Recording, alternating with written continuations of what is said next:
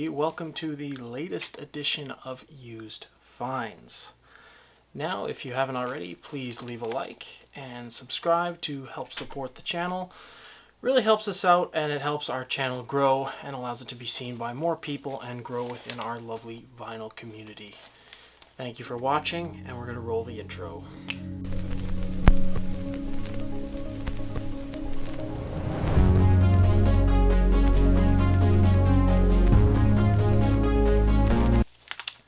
So recently I haven't been buying a ton of new records. There's just so much going on in the market, which I'll touch on very shortly in another video.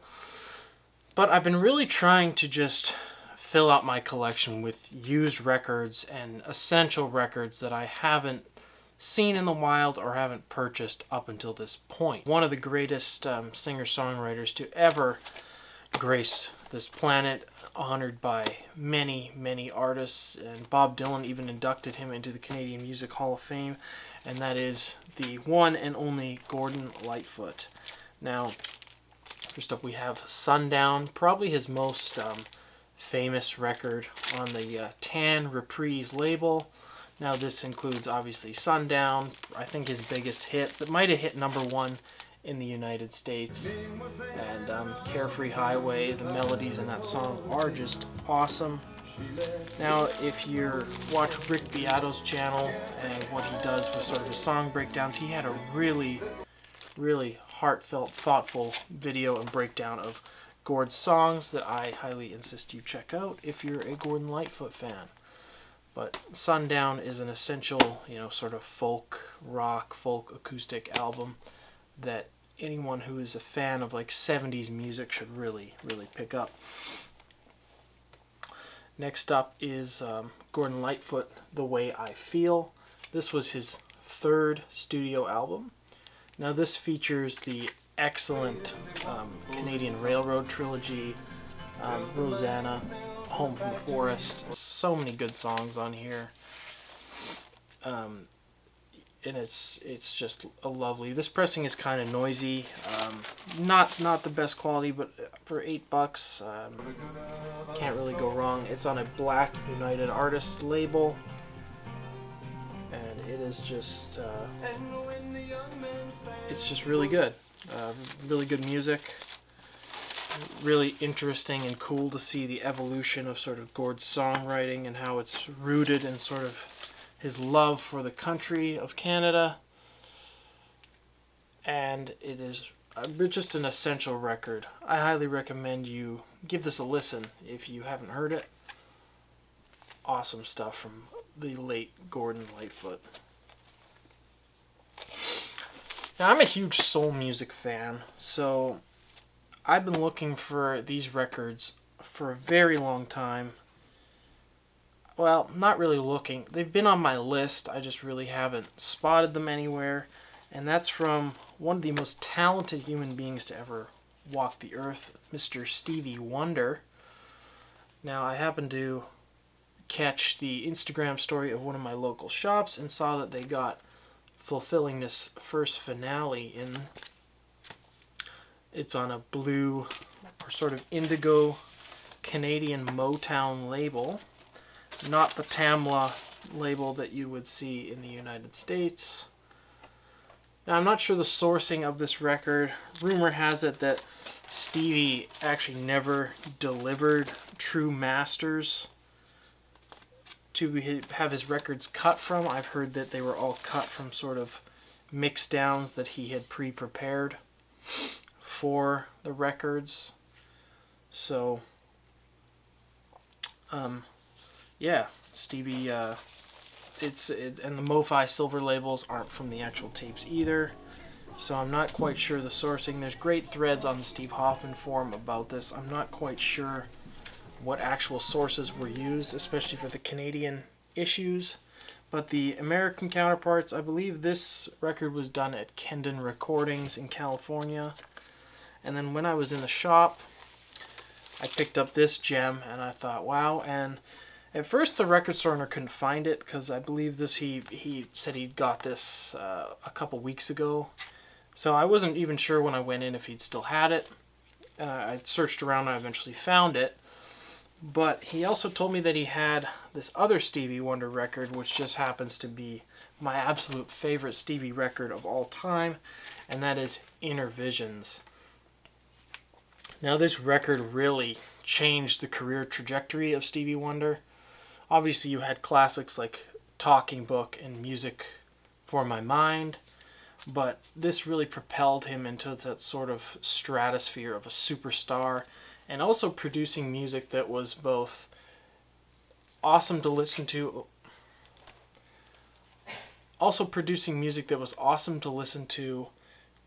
groundbreaking, socially conscious, and just the way that he can paint a picture for someone who doesn't have the ability to see, for him to be able to describe things in his songwriting that I don't even think I could describe is just absolutely incredible. He really paints this broad picture of growing up in this area, of his surroundings, and just the sights, the sounds. It really places you in, like, it almost drops you into the song. You can see everything that he is talking about. Now, on this record, there's just excellent songs like Too High, Living for the City, stone cold classic, Higher Ground, Don't You Worry About Thing. This was mastered by the great George Marino at the Cutting Room in New York before it was Sterling Sound. And yeah, this is just this is a stone cold classic. This cover is really almost mint. I mean, the color on here, the illustration, even the spine is just clearly legible and readable. Such a good record. I really love it. I have it in I keep all my records in these. These are vinyl storage solutions, inner sleeves. I'll cover my all the sleeves I use in another video. But this is such a classic record. Really love Stevie Wonder and his contributions to music over the decades. Now, next up, I've been meaning to add this record to my collection for a very long time. There's a MoFi Double 45, which was on my list for a very long time, but was during the height of the pandemic, was unfortunately sold out. It's back in stock, I believe, now. And then the whole digital scandal thing came, which kind of turned me off. But I did find an excellent used copy of it, which I didn't think I would find. But I'm excited to have it. And I'm not sure now if I really need the MoFi. And that is my second favorite record by this particular artist. And it is the Grateful Dead, Working Man's Dead. Now, I'm a fan of the Dead's short song, sort of Americana-style records. You know, American Beauty, this record, Skull and Roses. Not really the long, sort of drawn-out improvisation and noodling records that they became famous for, but these excellent records that have the vocal harmonies of groups like Crosby, Stills, and Nash. The band, they really share common DNA with those groups. Now, these records really have sort of a who's who of the time of who was involved. It sort of has this reverse cover that you have to flip on here, but you know, just such awesome records. David Crosby helped out with their harmonies, because I heard from, well, the rumor is Jerry Garcia didn't really like the Dead's harmonies, so he enlisted the help of David Crosby and his friends at Crosby, Stills, and Nash to sort of help them harmonize better as a group. And this was the result, this and American Beauty. Now, this copy is still, I don't know if it'll pick up on camera, but it is obviously with the sleeve over it. This copy is still in the shrink. It was open, but the shrink is still present on here for 60 plus years to still have this in the shrink. And as a result, the cover is just stone mint, and so is the record. Comes on one of my favorite labels that produced countless quality records of the 70s, that W be Warner Brothers Greenie or Olive label. I think it's most commonly known as the Greenie. This is the Canadian pressing, first Canadian pressing with TG in the runouts. And from what I understand, TG means it's something like totally good. I looked this up when I had the red label. When I have the red label TG of Led Zeppelin 2, and that's what I stumbled across on the Steve Hoffman forums. And really, the TG was designated for records that, whatever mastering they played back in the studio that was just considered so killer, they marked it with TG, and then obviously G for just, good. But this has the TG. It sounds awesome. It is a mint record, and these are tough to find, these WB Greenies, because you can imagine the kind of band the Grateful Dead was. People didn't really take care of these records, They probably got stoned, listened to them, left them on, scratched them up, whatever. But this didn't obviously see a lot of play. There's really not even any spindle markings on here, so probably only played a handful of times. Classic songs on here like Uncle John's Band and Casey Jones. The songwriting isn't as refined as American Beauty, in my opinion, but it's still a great record and one of the Dead's classic and best albums. And I'm really excited that I found this pressing and this copy. Now, if you have the Canadian Green label or the MoFi or even a US Green label, any original copy, let me know how it compares to the MoFi and if the double 45s are worth picking up. Because those are something, especially the double 45 of American Beauty, has been on my list for a very long time, and I would love to know if it is worth, how it compares to an original, and if it is worth purchasing.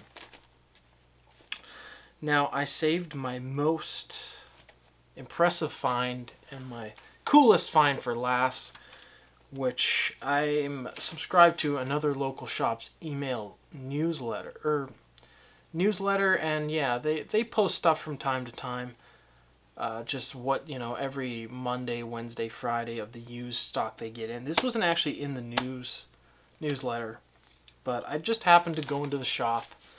Now, the shop doesn't have the best stock all the time, I'll say that.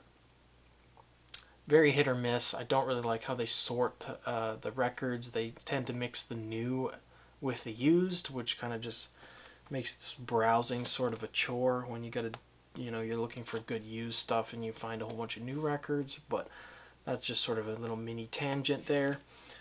I happened to just walk by the counter and I just saw this cover. It wasn't even put out for sale yet. He was just cleaning. He I guess evaluates all the stock, checks the price, and decides when to price it and what to put it out. And I'm sure it would have been featured in the next week's newsletter. And it was really lucky that I just happened to see him cleaning this particular record on the counter. I said, "Hey, Ellie, I'm interested in buying that. I didn't even go in the shop with the intention of really buying anything. I said, hey, I'm interested in that record. I've never seen a copy in the wild before. How much would you want for it?" And he said, let me check with the owner, see. He looked up prices, Discogs, which I don't really like when local shops do that. But he said, yeah, I'll give you, he's 100. He said, I'll give you half of whatever, to you for half of whatever it's going for, which happened to be 60 Canadian. And it again is on that Warner Brothers Green label. The cover always spooked me when I was a kid of this particular record. I always thought it was kind of creepy, kind of ominous to look at. It's one of the most important records in the history of rock and roll. You could call it maybe one of the first heavy metal albums ever. Iconic, launched the career of several prominent musicians. It is in the trifecta of British heavy metal, along with Deep Purple and Led Zeppelin. If you haven't guessed it by now, that is self-titled Black Sabbath. And it is on the Warner Brothers green label once again. Now, this record really, it honestly changed music. Probably forever, but you know, the first side on here just killer. The title track, when you hear the rain and the bells, I could only imagine hearing that for the first time when this was released, and like being shocked. Now, similar with the Grateful Dead, I don't think these records were particularly well cared for, but this is a BG plus plus plus plus plus, maybe even near mint. A little bit of noise on the lead-in of the quiet passages on the first song, sort of when the bells are tolling. But other than that, it is just hairline marks, nothing audible on there. Really, really awesome pressing. Now this shares, I believe this shares the mastering of the US copy as well. It has the little artisan A, the sort of A with the circle. I'll put a little shot of that sort of in here. But this uses the US artisan mastering, so if you find a Canadian pressing of Black Sabbath's in the wild, Black Sabbath's first album in the wild, just a first pressing, just know that there won't be any difference besides maybe the vinyl quality. It uses the same mastering as the American, and I think they also exported this to other countries as well. So similar to the Rolling Stones Exile on Main Street artisan pressing, artisan stampers were sort of used all around the world for this particular record. Now, UK vertigos of this record are really insanely unreachable for many. So, really, unless you have, you know, a boatload of cash at your disposal, I wouldn't recommend, you know, springing for the UK vertigos. I've heard some people love the vertigos, some people prefer the green labels. I recently watched sort of a little video with Mazzy, Tom Port, Steve Westman, and those guys, their little sort of weekly videos they do. And Tom Port spoke very highly of the Warner Brothers green label. I know he's an interesting guy, but I've heard that the Warner Brothers are the copies to have. Now, another way to tell if you have a first early pressing of this album is if you look at the back of the jacket here. Ozzy Osbourne will be misspelled. It will be spelled O-S-S-I-E instead of O-Z-Z-Y. So that is a way to tell if you have a first pressing. Now, this was very well cared for, this particular copy. And another way to tell, I believe, is if you have an earlier pressing is the catalog number. And I looked this up before I purchased it. It'll just say 1871. It won't say, WB, or it won't have a prefix to their catalog number. It'll just say 1871. So it is it won't have the it won't have the prefix of WS for Warner Stereo. It'll just say 18. It'll just have 1871 on the jacket. And yeah, I mean, hopefully I can find some more Black Sabbath to add to my collection. And hopefully these are records I would really love to see be reissued at some point. I think they are essential, even if you don't really care for the sound quality. I know they're not particularly audiophile type records, but they were never designed to be that in the first place. I think they are essential listening. They belong in almost every significant rock collection. A copy of their first few albums, especially this and Paranoid and Master of Reality, Volume 4. Their first 4 or 5 albums are just killer. And I can't say enough positive things about this album. Let me know if you have a UK Vertigo, how they compare to the green labels. And if you'd also like to see Black Sabbath reissued, because I'm not sure the status of the tapes. I'm not sure who has the tapes. I know Rhino recently announced a reissue series they're limiting things to 5,000 copies. I'll do a video on this, of course, and all of Rhino. But hopefully, maybe if Warner has access to these tapes, we will see reissues of some Black Sabbath albums from the original tapes. They recently did a box set just a few years ago that was digital files. So I'm not sure if Warner has the tapes in house, why they're not using them, or if they're in possession of Ozzy or Tony Iommi, or maybe Ozzy lit them on fire at some point. I'm not sure, but Black Sabbath self-titled bookends our video and sort of rounds off my used finds. Thanks for watching. Don't forget to like, comment, subscribe, and I will see you soon.